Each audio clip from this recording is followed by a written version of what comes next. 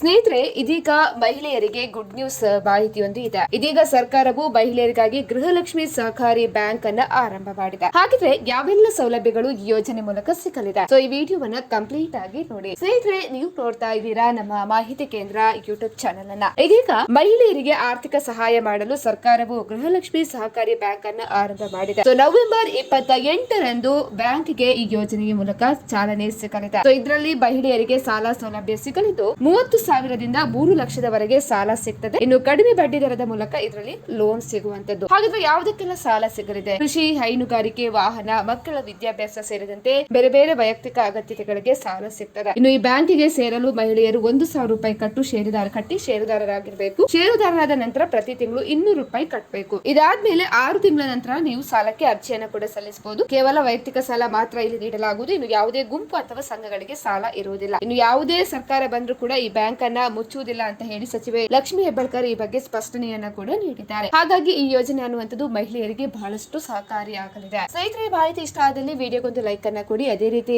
ಮತ್ತಷ್ಟು ಅಪ್ಡೇಟ್ಗಾಗಿ ನಮ್ಮ ಚಾನೆಲ್ ಅನ್ನ ನೀವು ಸಬ್ಸ್ಕ್ರೈಬ್ ಮಾಡ್ಕೊಳ್ಳಿ.